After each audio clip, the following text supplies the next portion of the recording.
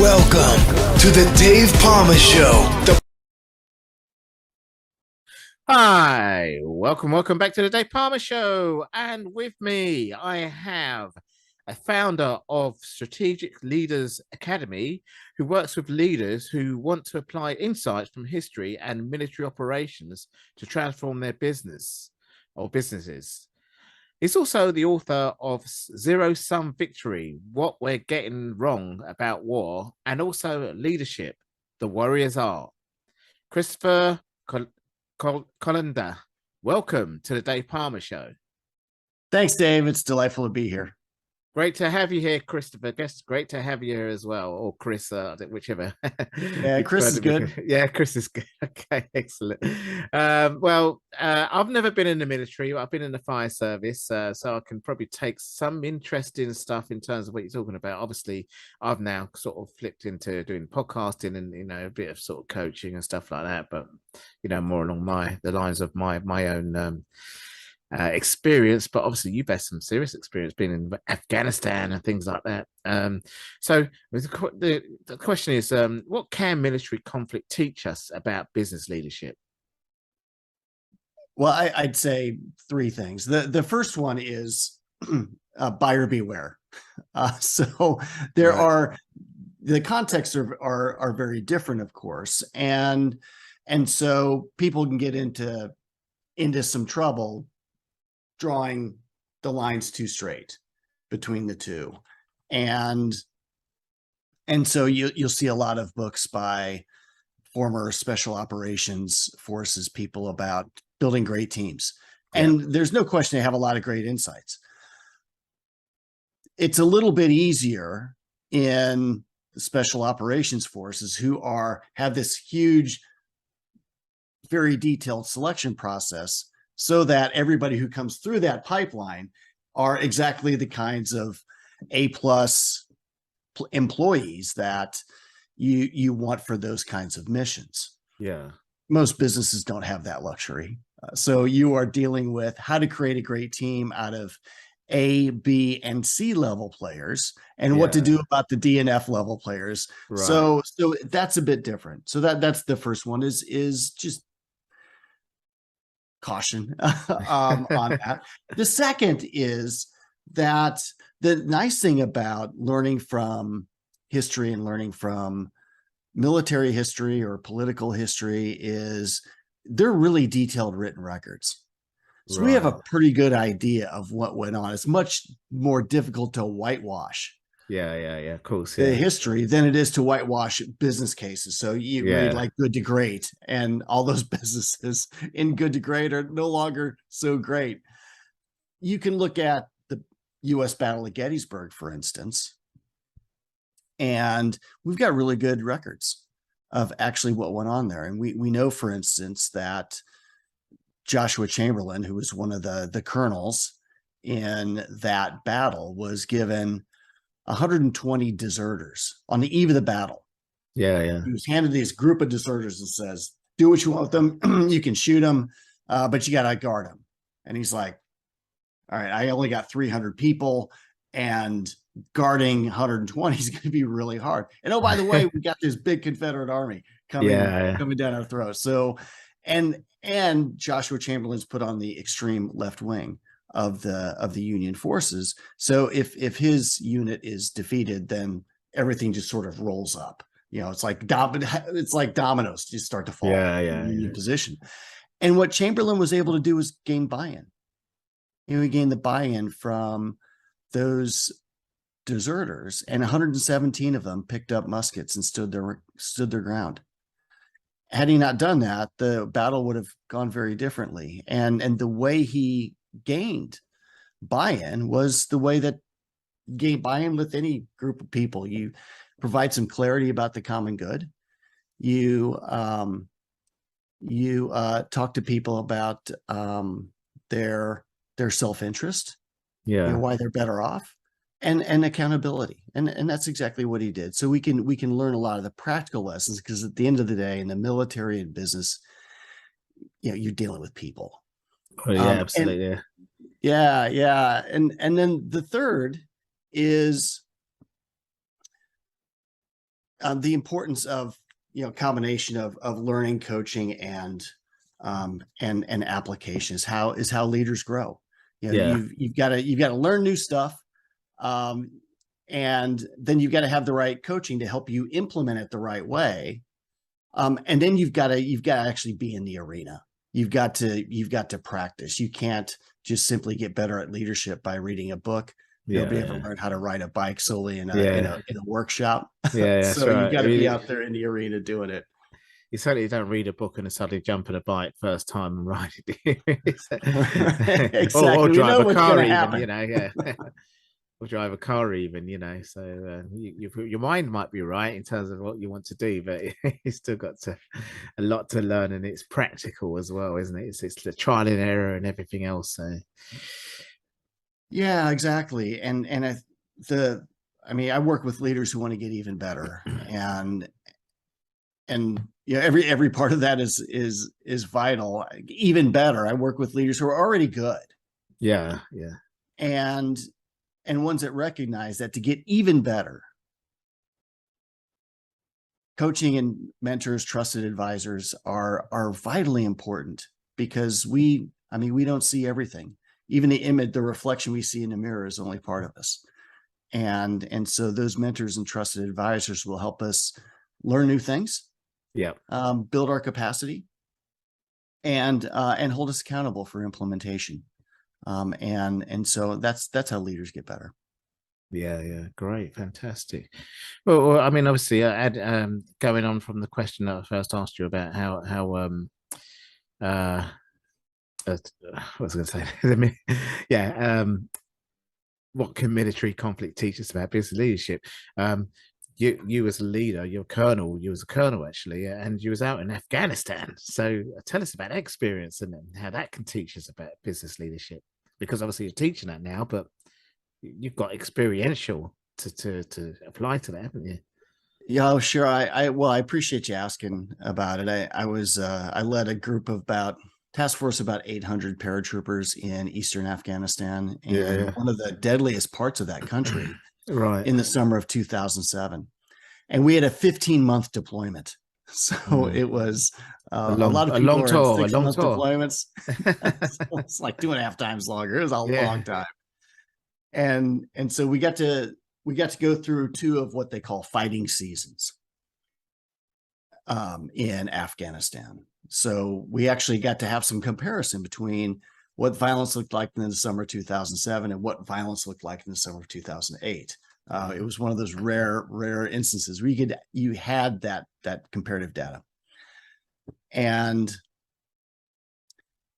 some of the things that I learned quite a bit, but some of the things that I learned that I apply to business right away are things like the importance of empathy. It's your shortcut to success. You make much more progress building bridges to people who maybe think, act, look differently than you do, than if you just stay in your own silo behind your own trenches and fortifications. Second is the importance of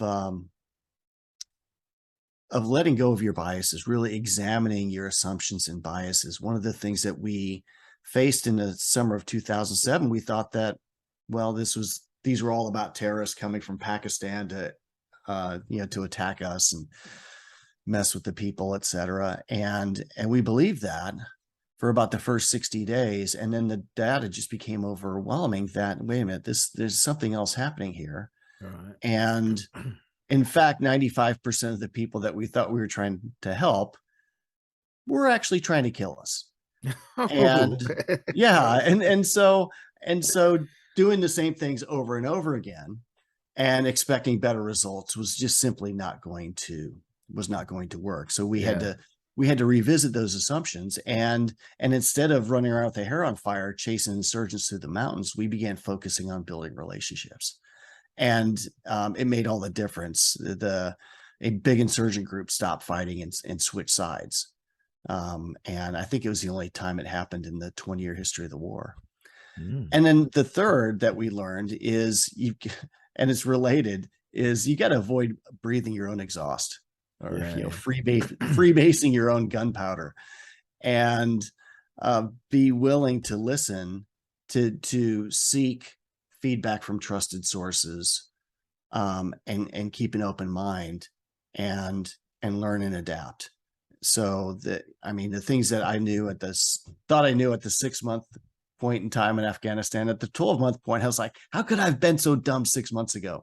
And then at the 15-month point, it was like, how could I have been so ignorant 3 months ago? So it's this constant learning process, and leaders of any walk of life can apply those sorts of things. Yeah, that's quite interesting analogies that you can apply there. As I say, I did mine with firefighting, but it's more a mindset thing really rather than leadership, especially with kind of the suicide stuff going on and PTSD and stuff like that, you know. So it was more, Right. you know, firefighting from witin, and you know, kind of looking after yourself, you know, that kind of thing really. But of course I use analogies of firefighting, you know, for anyone to learn from as well. So yeah, absolutely. I think that's so important. At least in the 6 of my paratroopers were killed in action in Afghanistan. And when you look at the wars in Iraq and Afghanistan, over 7,000 American service members were killed in those wars, and when you get allies from the United Kingdom and France, Australia, and other NATO allies, it's even higher. But within the United States, it was 7,000. Over 30,000 veterans have died by suicide post 9/11. Yeah, that's huge. Within my own organization, the people that deployed with me in 2007 and 8, we've lost more due to death by suicide and substance abuse than we did during the wars. And as you know, there's a happiness curve that sort of looks like a U, and the tops of the U are like age 20, and on the other side, age like 65. The bottom of the U is age 47.2 to be specific. and so a lot of the paratroopers that I served with, most of them are now ages 35 to 45. So they're veterans, but struggling with kind of the psychological effects of a lot of them do, sure. And part of what happens is, you're 20 years old or 22 years old, and you are at the top of the happiness curve. So biologically, you're at the top of the curve. You've got this enormous sense of purpose. You're defending your country, you're deployed in combat, and this sense of belonging, of I am with people that I know, that I trust.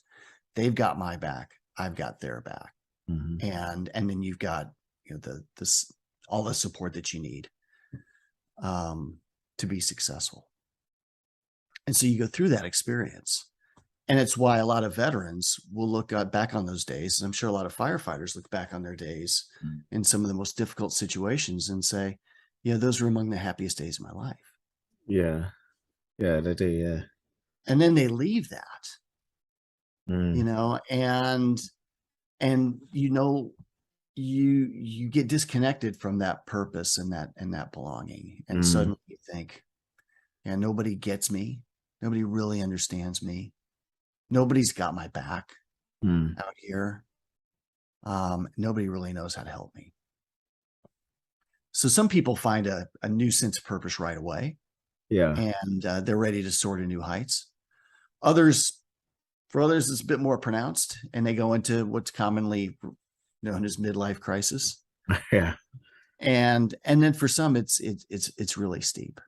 And you cross a certain point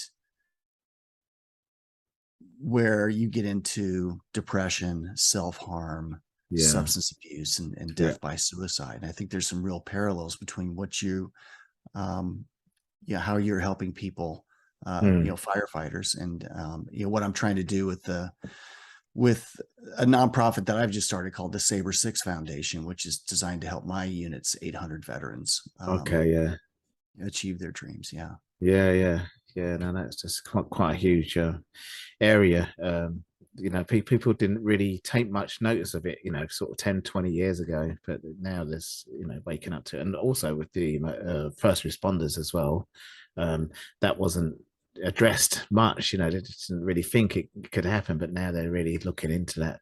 And also during the pandemic, the hospital frontliners, doctors and nurses said there was some suicide cases there where they just couldn't handle it, you know, and that's any frontliners like that, but you know, certainly in the military frontline, you know, there's a lot going on, isn't there? So yeah, well, and you're right, every frontline deals with this.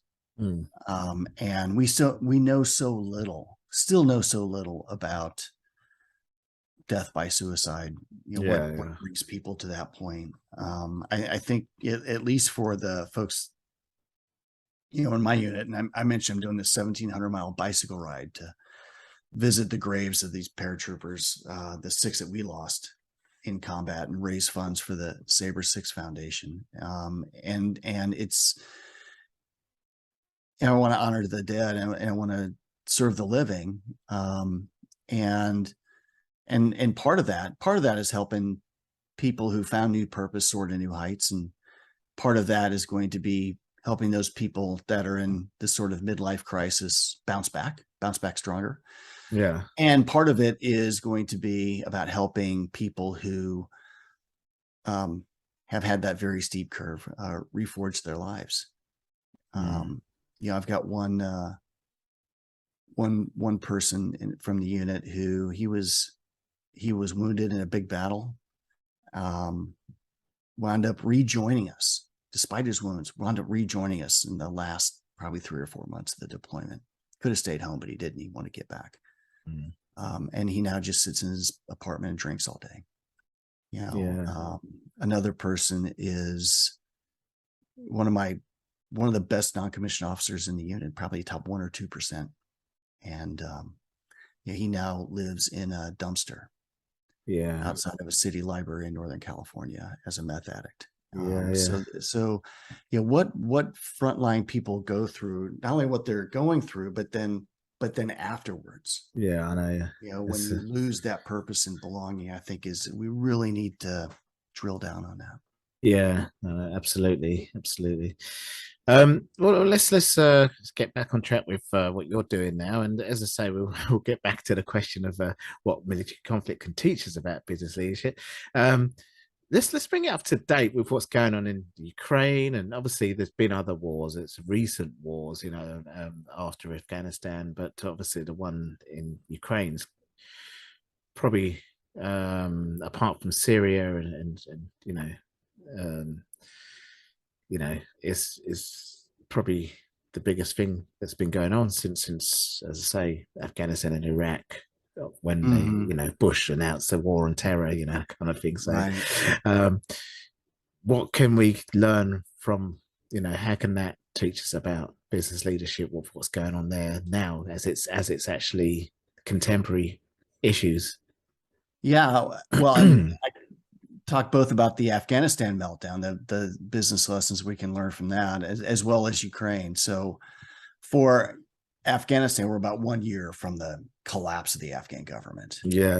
And your question about what do we learn from history? What do we take from that? Well, I think there are 3 key things that we can take from that episode. The first one is the importance of buy-in. You can't order buy-in on Amazon. You have to earn it. You know? And the Afghan government never bothered to gain the buy-in from its people. It became this kleptocratic government that stole from the people, that actively harmed them in order to move money up to the top. Positions were for sale.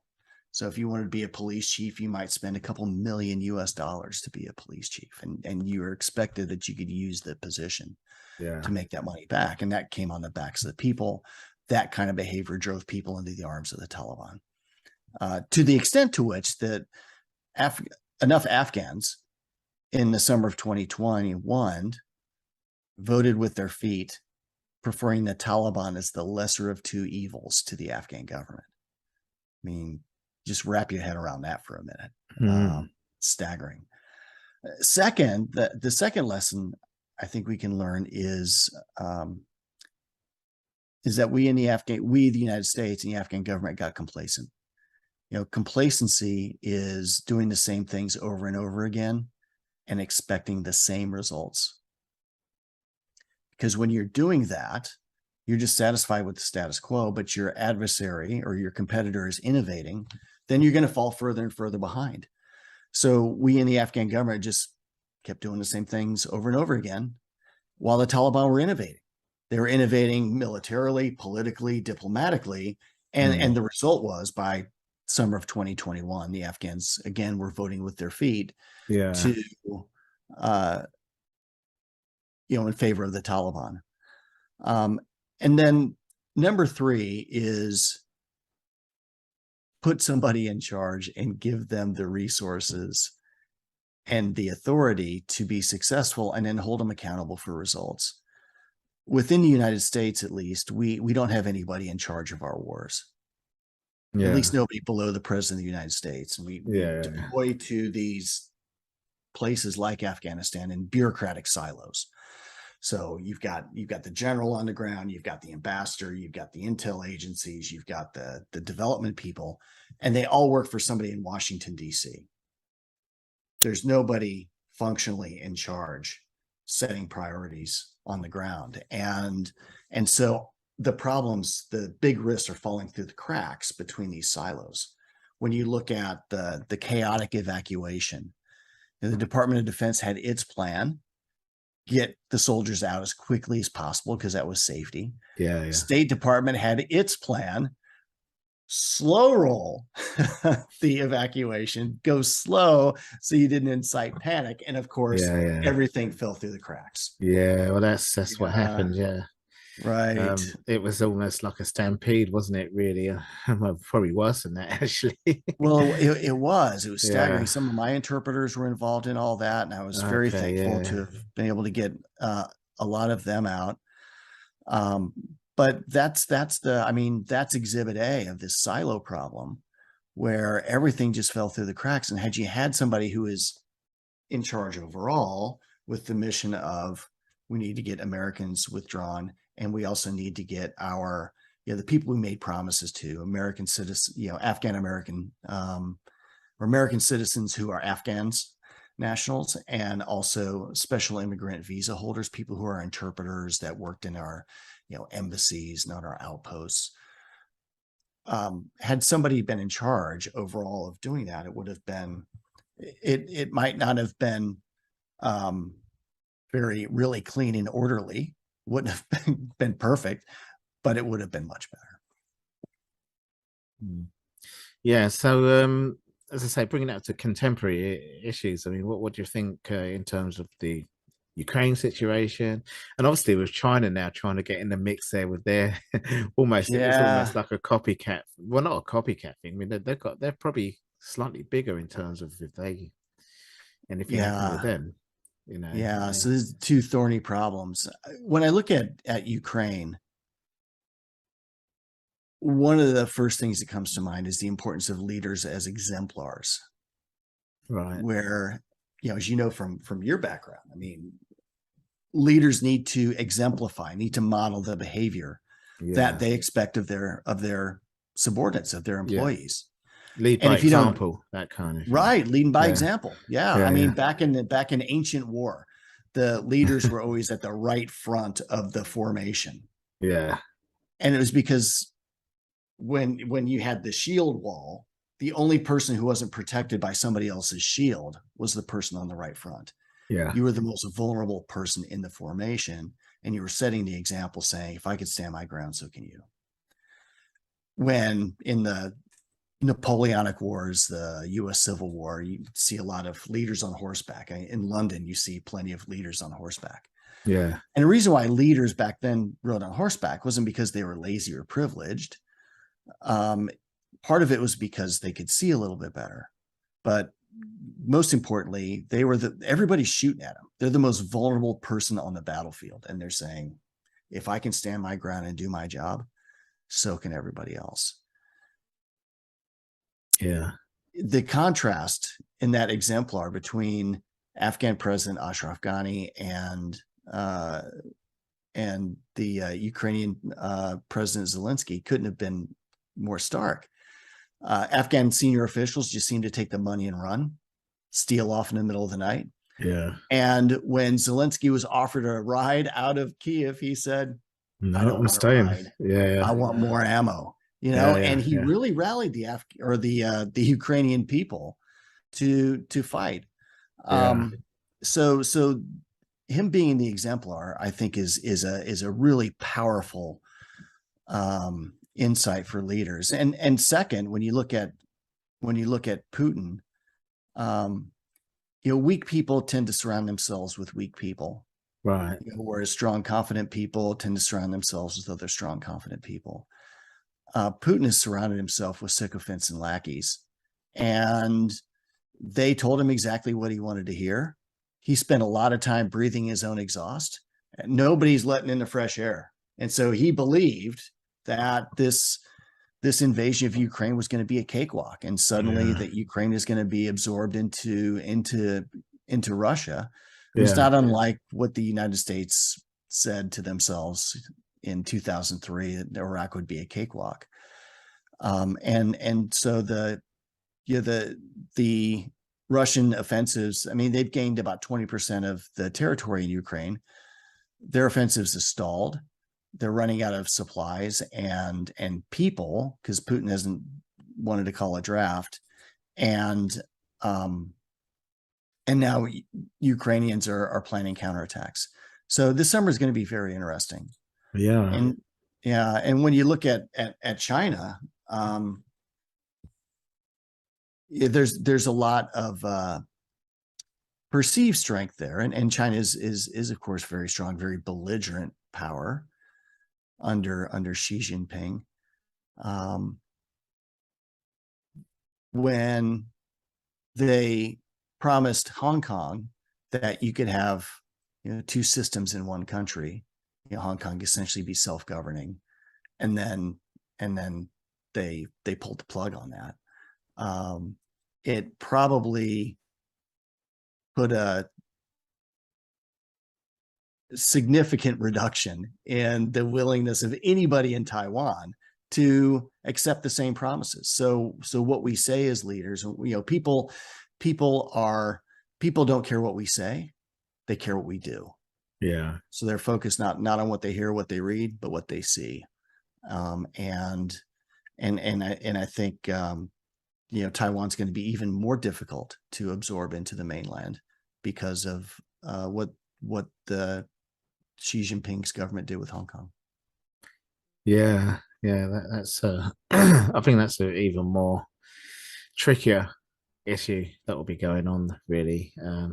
But it just, at the moment, it just stands as a tension between the US and China, with a few other things. And luckily, they're just staying with talks now, and it hasn't escalated. But I'm actually in the Philippines at the moment, so South China Sea is where it all can happen, if it does go all pear-shaped, if you like. I mean, what are people feeling there about China flexing its muscles?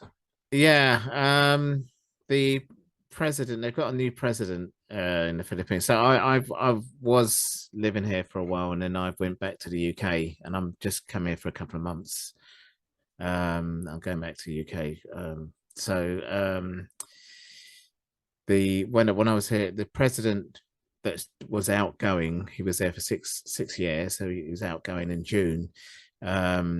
Signed up to China, and sort of got rid of the US military. They've been there since, after World War II, when, obviously they made an agreement. They've still got the agreement, actually, that they'll back up Philippines in the same way that Taiwan will get military given to them by the US if anything happens, But the new president now is, because there is also disputes over some islands in the South China Sea, which is a third of the world's trade going on there. Right. You know, so there's some islands that got disputes with Philippines mainly, and they've put something in The Hague, a grievance which China's kicked out. So it's all kind of, you know, that's where it'll get, you know, it's a bit like Russia with the oil and the gas, you know, that's where it'll get, you know, issues.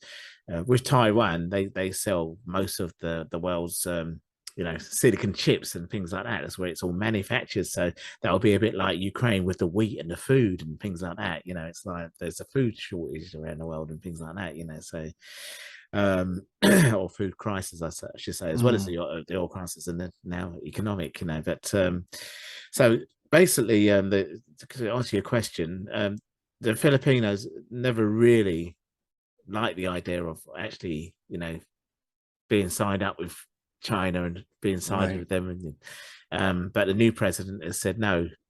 You know, we're now going to look back at this grievance with China and these islands and everything, and you know, the US have said, yeah, we're going to back up Philippines, and if you know, if China does anything, we're going to be there, you know, with the military backing them up.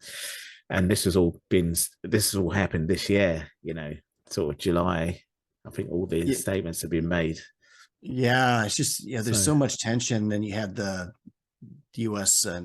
Representative Pelosi, the Speaker of the House, visit Taiwan, and that was a little bit risky that she did that, because she did something obviously in Tiananmen Square, you know, 2 years after the Tiananmen Square massacre, which obviously got their backs up. The China's backs up. They don't like to talk about it. They like to try and hide away a lot of stuff that's happened, you know. So for Pelosi to really have gone to Taiwan and obviously rub their back the wrong, you know, they're not going to forget about that. And I think they made such a big to-do out of it that Pelosi had to go at that point. Well, it's seen as bowing to Chinese pressure, and you know, had they not wanted her to visit, they could have been much more subtle. Exactly. Yeah. That's probably.